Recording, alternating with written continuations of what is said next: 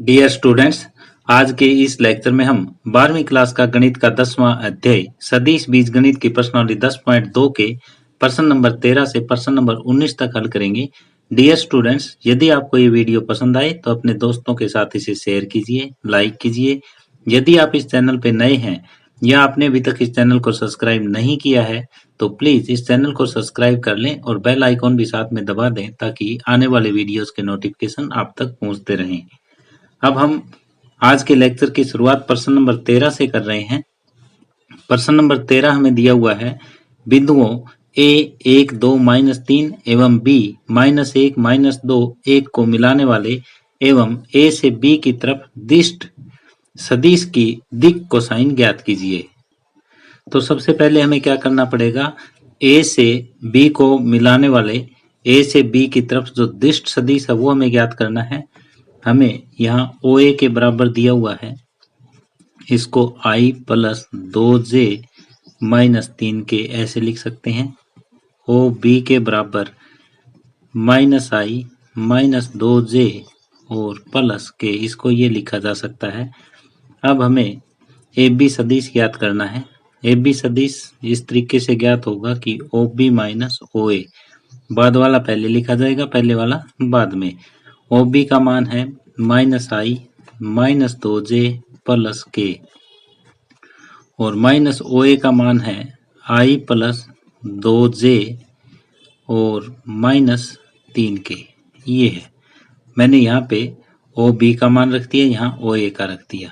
अब O B minus O ए करेंगे, i के साथ यहाँ -1 है, यहाँ पे भी -1 है, ये i के साथ हो जाएगा। प्लस में j के साथ यहाँ -2 है, यहाँ पे भी -2 है, ये j के साथ हो जाएगा। और k के साथ यहाँ देखें तो यहाँ 1 है, यहाँ माइनस माइनस प्लस 3 और ये k हो जाएगा। तो -2i -4j और प्लस 4k ये आया। अब हमें ए बी का परिमाण ज्ञात करना पड़ेगा। ये हो जाएगा -2 का वर्ग प्लस में -4 का वर्ग और प्लस में 4 का वर्ग, इस पूरे का वर्गमूल। तो ये हो जाएगा 4 प्लस 4 चौके 16 प्लस 16, 16 16 32 और 4 36 का वर्गमूल और ये हो जाएगा 6। अब हमें ए बी के दिक् कोसाइन ज्ञात करने हैं। तो ए बी के दिक् कोसाइन ये इस तरीके से हो जाएंगे, ये होंगे, यहाँ पे i के साथ -2 है, -2/6, j के साथ -4 है, -4/6 और k के साथ 4 है, 4/6। यानी ए बी के जो i, j और k के कंपोनेंट है उनके बटे में ए बी का मैग्नीट्यूड हम रख देंगे। तो अब आके इसको सोल्व करेंगे, ये कटेगा, 2 एकम 2, 2 तिये 6, 2 दूना 4, 2 तिये 6, 2 दूना 4, 2 तिये 6। तो ये हो जाएगा -1/3, 2/3 विद नेगेटिव साइन और 2/3, ये दिक् कोसाइन आए ए बी के और यही हमें ज्ञात करना था। इस तरह से प्रश्न नंबर 13 कंप्लीट हुआ। अब हमें प्रश्न नंबर 14 दिया है, दर्शाइए कि सदिश i प्लस जे प्लस के अक्षों OX, OY एवं OZ के साथ बराबर झुका हुआ है। तो बराबर झुका हुआ है ये हमें सिद्ध करना है, तो हमें दिक् कोसाइन ज्ञात करने पड़ेंगे। यदि आपके तीनों दिक् कोसाइन बराबर आ जाए तो इसका मतलब ये OX, OY और OZ के साथ बराबर झुका हुआ है। तो माना इसको हम वेक्टर A के बराबर मान लेते हैं, वेक्टर A के बराबर i प्लस जे प्लस के है। अब दिक् कोसाइन ज्ञात करने के लिए a का परिमाण ज्ञात करना पड़ेगा, ये होगा i का कंपोनेंट का वर्ग प्लस j के कंपोनेंट का वर्ग प्लस k के कंपोनेंट का वर्ग। तो ये हुआ 1 प्लस 1 प्लस 1, इसको हम लिख सकते हैं वर्गमूल 3। तो दिक् कोसाइन ये आ जाएंगे हमारे पास कि जो i का कंपोनेंट है बटे ये मैग्नीट्यूड ऑफ a, तो 1/वर्गमूल 3, फिर j का कंपोनेंट बटे मैग्नीट्यूड ऑफ ए, फिर के का कंपोनेंट बटे मैग्नीट्यूड ऑफ ए, ये आया। अब ये देखो डायरेक्शन कोसाइन में ये भी 1/√3, ये भी 1/√3, ये भी 1/√3। तो इसलिए हम कह सकते हैं कि दिया गया सदिश OX, OY और OZ पे बराबर झुका हुआ है। इसलिए दिया गया सदिश A OX, OY तथा OZ पर बराबर झुका हुआ है।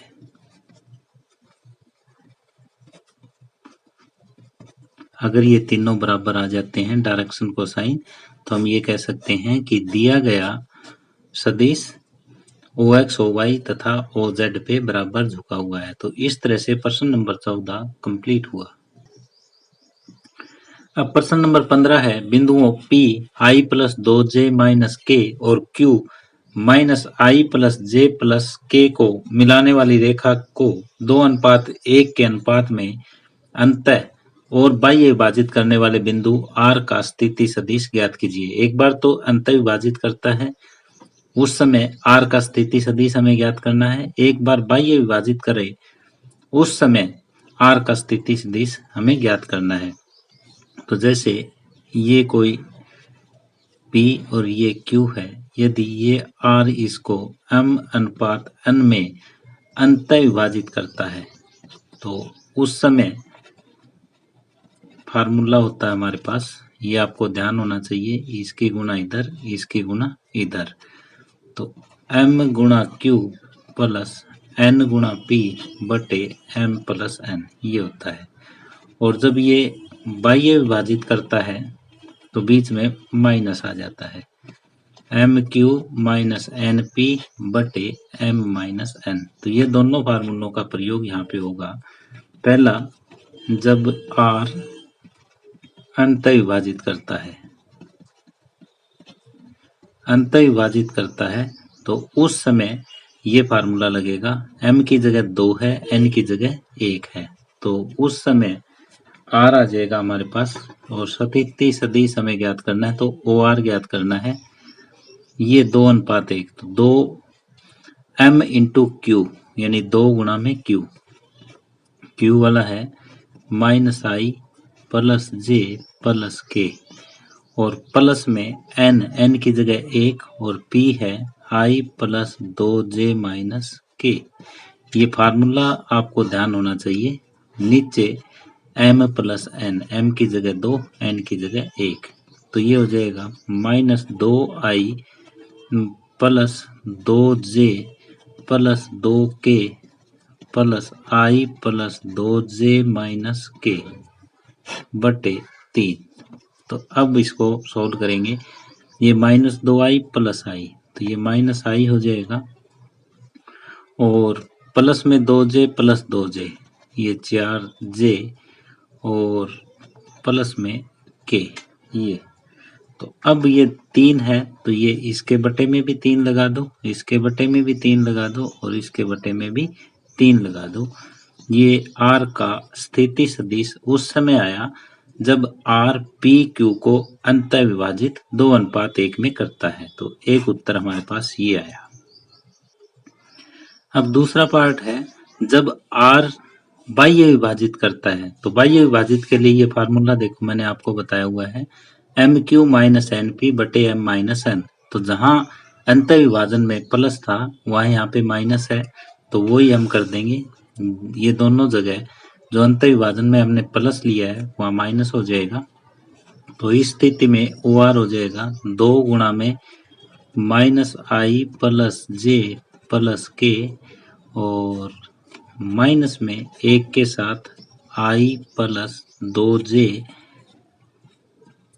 और माइनस K बटे 2 माइनस 1। अब इसको हम हल कर लेंगे। यहाँ पे भी हमने माइनस कर दिया, यहाँ पे भी माइनस कर दिया। अब इसे हमें सोल्व करना है, तो OR के बराबर आ जाएगा माइनस 2I माइनस, ये माइनस नहीं है प्लस ही है, 2J प्लस 2K। अब यहाँ माइनस से गुणा होगा, तो माइनस आई माइनस 2j और ये माइनस माइनस प्लस का k हो जाएगा और 2 में से 1 जाएगा तो 1 बचेगा। अब माइनस 2i माइनस आई माइनस 3i, ये 2j प्लस का ये 2j माइनस का, तो ये 0j और k 2k प्लस 1k ये 3k हो जाएगा। बटे में 1 आपकी मर्जी है लिखो या ना लिखो, क्योंकि 1 से भाग देने पे यहाँ कोई प्रभाव नहीं पड़ेगा। तो OR हमारे पास आ जाएगा माइनस 3i प्लस 3k। तो ये अभिष्ट स्थिति सदिश है R का, जब PQ को 2:1 में बाह्य विभाजित R करता है। तो इस तरह से हमने दोनों पार्ट किए। पहले पार्ट में R हमने ज्ञात किया, R का स्थिति सदिश उस समय ज्ञात किया जब PQ को R 2:1 में अंतः विभाजित करता है और दूसरे पार्ट में PQ को R बाह्य विभाजित 2:1 में करता है। दोनों स्थितियों में R के स्थिति सदिश हमने ज्ञात कर लिए। तो इस तरह से प्रश्न नंबर 15 कंप्लीट हुआ। अब प्रश्न नंबर 16 है, दो बिंदुओं 2, 3, 4 और 4, 1, माइनस 2 को मिलाने वाले सदिश के मध्य बिंदु ज्ञात कीजिए। तो यहाँ पे OP हम देखें तो क्या है, 2i plus 3j plus 4k और OQ ये देखें हम तो ये है 4i प्लस j और माइनस 2k। OP हमने ज्ञात कर लिया, OQ हमने ज्ञात कर लिया। अब हम मान लेते हैं कि PQ का मध्य बिंदु R है। माना PQ का मध्य बिंदु R है, तो हमें क्या ज्ञात करना है, पहले R का स्थिति सदिश ये ज्ञात करना है। तो मध्य बिंदु है तो इसका मतलब ये PQ को 1:1 में अंतः विभाजित करता है। तो इसलिए R PQ को 1:1 में अंतः विभाजित करता है। और मध्य बिंदु का दूसरा फार्मूला आप लगाना चाहते हो तो दोनों को जोड़ करके और 2 से भाग भी दे सकते हो। तो ये चाहे ये लगा दो चाहे वो लगा दो। तो OR हमारे पास आ जाएगा, दोनों को जोड़ो, 2i प्लस 3j और प्लस 4k। ये 1:1 में बांटोगे तो ये 1 इधर आ जाएगा और प्लस ये वाला 1 दूसरी तरफ चला जाएगा, 4i plus j minus 2k हो जाएगा बटे 1 प्लस 1, ये आप लिख सकते हो। तो यहाँ OR आ जाएगा, 2i में 4i जोड़ोगे 6i, 3i में 3j में 1j जोड़ोगे 4j और 4k में से 2k घटाओगे तो 2k बटे 2। तो यहाँ से 2 आप कॉमन ले लो, ये हो जाएगा 3i plus 2j plus k और बटे 2, इससे ये कट हो जाएगा। तो अतः दोनों बिंदुओं को मिलाने वाला जो का मध्य बिंदु R है उसका स्थिति सदिश OR ये आया कि 3i plus 2j plus k। यदि आपको R के बिंदु ज्ञात करने हैं तो वो हो जाएंगे 3, 2 और 1, ये बिंदु है और ये वो सदिश है। तो इस तरह से प्रश्न नंबर 16 कंप्लीट हुआ। अब प्रश्न नंबर 17 है, दर्शाइए कि बिंदु A, B, C जिनके स्थिति सदिश वेक्टर A, वेक्टर B और वेक्टर C ये दिए हैं कि एक समकोण त्रिभुज के शीर्ष हैं। तो ये वेक्टर A दिया है, ये है OA वेक्टर, क्योंकि A, B, C जिनके स्थिति सदिश ये दिए हैं। स्थिति सदिश का मतलब OA के बराबर ये है, OB के बराबर ये है, OC के बराबर ये है। 3i minus 4j minus 4k और वेक्टर B है वो OB के बराबर है, ये 2i minus j plus k के बराबर है और वेक्टर C है ये OC के बराबर है, ये है i minus 3j minus 5k। तो यहाँ से वो भुजाएं आपको ज्ञात करनी है ए बी। ये हो जाएगा ओ बी माइनस ओ ए। ओ बी का मान 2i माइनस जे प्लस के और ओ ए का मान 3i minus 4j minus 4k। अब इसमें से ये घटा के लिख देना है 2i माइनस 3i, तो माइनस आई हो जाएगा माइनस जे प्लस 4j, तो माइनस 1j में प्लस 4j जोड़ोगे तो प्लस 3j हो जाएगा और ये k प्लस 4k 5k हो जाएगा। ये ए बी का मान आया। तो इसी तरह से हम वेक्टर बी सी ज्ञात कर सकते हैं ओ सी माइनस ओ बी करके, और इसी तरह से वेक्टर सी ए ज्ञात कर सकते हैं। तो हमने ए बी बी सी और सी ए ये तीनों ज्ञात कर लिए। अब हम ए बी के मैग्नीट्यूड का वर्ग ज्ञात करेंगे। ए बी वेक्टर के मैग्नीट्यूड का वर्ग, तो ये हो जाएगा माइनस 1 का वर्ग प्लस में 3 का वर्ग और प्लस में 5 का वर्ग। यदि ए बी का मैग्नीट्यूड ज्ञात करते तो इसके ऊपर वर्गमूल लगाते, लेकिन अब वर्गमूल लगाने की आवश्यकता नहीं है क्योंकि यहाँ पे वर्ग आया हुआ है। तो ये हो जाएगा 1 प्लस 9 प्लस 25, 25 और 10 ये 35 आया। इसी तरह से बी सी का वर्ग ज्ञात करो। हम ये क्यों ज्ञात कर रहे हैं? क्योंकि समकोण त्रिभुज में क्या होता है, किन्हीं दो भुजाओं का वर्ग तीसरी भुजा के वर्ग के बराबर होता है, इसलिए हम ऐसा कर रहे हैं। तो ये हो जाएगा माइनस 1 का वर्ग प्लस माइनस 2 का वर्ग और प्लस माइनस 6 का वर्ग। तो ये 1 प्लस 4 प्लस 36, 36 4 40 और 1 41 हो जाएगा। अब सी ए का वर्ग देखो, तो यहाँ ये 2 का वर्ग प्लस माइनस 1 का वर्ग और प्लस 1 का वर्ग, तो ये होगा 4 प्लस 1 प्लस 1 6। ये देखो 35 और 6 को जोड़ते हैं तो 41 आ जाता है। तो यहाँ क्या है, ए बी का वर्ग प्लस सी ए का वर्ग बराबर बी सी का वर्ग है। यानी ये बी है और ये सी है, ये ए है। इन दोनों का वर्ग का जोड़ इसके वर्ग के बराबर है, तो इसलिए ए बी सी एक समकोण त्रिभुज के क्या बताना है हमें, समकोण त्रिभुज के शीर्ष है। तो इस तरह से प्रश्न नंबर 17 कंप्लीट हुआ। अब प्रश्न नंबर 18 है, त्रिभुज ए बी सी जैसा कि आकृति में दिया गया है के लिए निम्नलिखित में से कौन सा कथन सत्य नहीं है। तो यहाँ आकृति समझो पहले क्या दिया है, पहले ए बी दिया है, इधर बी सी दिया है, इधर ये ए सी दिया है। तो अब देखो triangle law of vector addition, triangle law of vector addition, इसको हिंदी में क्या बोलते हैं, हिंदी में बोलते हैं सदिशों के जोड़ का त्रिभुज नियम, सदिशों के योग का त्रिभुज नियम, ये लगाएंगे हम।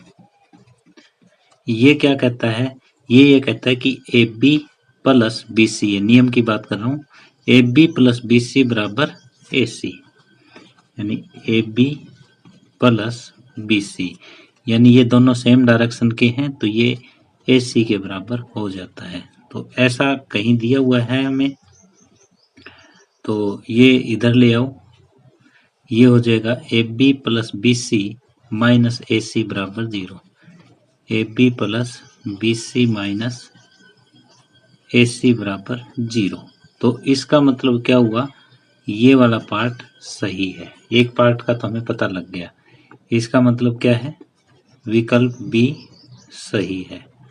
अब हम ये देखो ए सी को माइनस सी ए लिख सकते हैं, तो ए सी को माइनस सी ए लिखो आप, A B plus B C और ये माइनस इसको सी ए लिख सकते हैं हम, ए सी को माइनस सी ए लिख सकते हैं, तो माइनस माइनस प्लस हो जाएगा, ये A B plus B C plus C A बराबर 0। तो इसका मतलब ये पहला पार्ट भी सही है।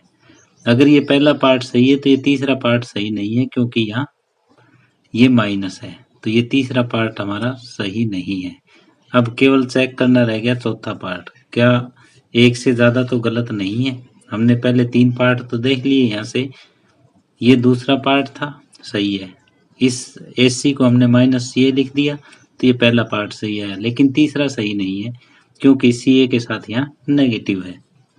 अब चौथा पार्ट देखो, AB माइनस CB, तो ये हम ये वाला रूल दोबारा लगा के देखें। पहला दोबारा लिख लेते हैं, ए पार्ट को हम दोबारा लिख लेते हैं, ये सही है हमारा। AB plus BC plus CA बराबर 0 है। अब यहाँ BC को -CB लिखा जा सकता है, AB minus CB plus CA बराबर 0। तो इसका मतलब ये पार्ट भी सही है। क्यों? BC को हम क्या लिख सकते हैं? BC को लिख सकते हैं -CB। तो ये पार्ट नंबर 4 भी सही हुआ। इसलिए विकल्प जो C है वो सही नहीं है। तो हमने पहले विकल्प A को सही सिद्ध किया, फिर विकल्प B को सही सिद्ध किया। विकल्प A के सही सिद्ध होते ही विकल्प C ऑटोमेटिक गलत हो जाता है, क्योंकि यहाँ प्लस है, यहाँ माइनस है। फिर विकल्प D को हमने सही सिद्ध किया, तो इसका अर्थ ये हुआ कि विकल्प C सही नहीं है, बाकी सारे के सारे विकल्प सही है। तो इस तरह से प्रश्न नंबर 18 कंप्लीट हुआ। प्रश्न नंबर 19 है, यदि A और B दो सरेख सदिश है तो निम्नलिखित में से कौन सा कथन सही नहीं है। तो सरेख सदिश के लिए क्या कंडीशन होती है? सदिश कंडीशन ये होती है, दो सदिश यदि सरेख हैं तो उनके लिए कंडीशन ये होती है कि B is equal to lambda A हो, या फिर A के बराबर लैम्डा B हो। तो ये होना चाहिए। तो पहला कथन B is equal to lambda A है, तो ये कथन सही है। हमें तो वो कथन बताना जो सही नहीं है। दूसरा है A के बराबर प्लस माइनस B, तो लैम्डा की वैल्यू यहाँ पे प्लस माइनस 1 है, तो लैम्डा की वैल्यू प्लस भी 1 हो सकती है, -1 भी हो सकती है, तो ये भी सत्य है। और तीसरा, A और B क्रमागत घटक समानुपाती है, तो ये भी बिल्कुल सही है। जैसे हमने वेक्टर A के बराबर लिया कि A1 I plus A2J plus A3K, और वेक्टर B के बराबर हमने ये ले लिया B1I plus B2J plus B3K, और हमने B1 को लिख लिया लैम्डा A1, B2 को लिख दिया लैम्डा A2 और B3 को लिख दिया लैम्डा A3। तो यहाँ से यहाँ अगर हम ये करें कि A1 बटे B1 और प्लस में A2 बटे B2 और इज इक्वल टू A3 बटे B3। B1 की जगह लैम्डा A1 हम लिख सकते हैं, और B2 की जगह लैम्डा A2 लिख सकते हैं, B3 की जगह लैम्डा A3 लिखें। तो ये सारे के सारे आपस में कट जाएंगे, क्योंकि नीचे लैम्डा लैम्डा चल रहा है। तो इसका मतलब A और B के क्रमागत घटक भी समानुपाती है। इसका मतलब A तथा B के क्रमागत घटक भी समानुपाती हैं, यदि A और B सरेख है तो इसका मतलब तीसरा पार्ट है वो भी सही है। आपकी बुक में या नहीं दे रखा है, जो कि गलत है, आपको नहीं काट देना है। अब ये चौथा पार्ट कहता है कि दोनों सदिशों A और B की दिशा समान है। दिशा समान होनी कोई जरूरी नहीं है, अगर विपरीत दिशा है तो भी क्या होगा, वो सदिश सरेख हो सकते हैं, परंतु परिमाण भिन्न भिन्न है। परिमाण तो भिन्न भिन्न हो सकते हैं, लेकिन दिशा समान होनी कोई जरूरी नहीं है। तो इसलिए ऑप्शन डी जो है वो गलत है। और सही विकल्प कौन सा होगा? सही विकल्प डी होगा, क्योंकि जो गलत है हमें वो बताना था, गलत है वो डी है। तो इस तरह से प्रश्न नंबर 19 कंप्लीट हुआ। डियर स्टूडेंट्स, यदि आपको ये वीडियो पसंद आई हो तो प्लीज़ अपने दोस्तों के साथ इसे शेयर कीजिए, लाइक कीजिए। यदि आप इस चैनल पे नए हैं या आपने अभी तक इस चैनल को सब्सक्राइब नहीं किया है तो प्लीज इस चैनल को सब्सक्राइब कर लें और बेल आइकॉन भी साथ में दबा लें ताकि आने वाले वीडियोस के नोटिफिकेशन आप तक पहुंचते रहें। धन्यवाद।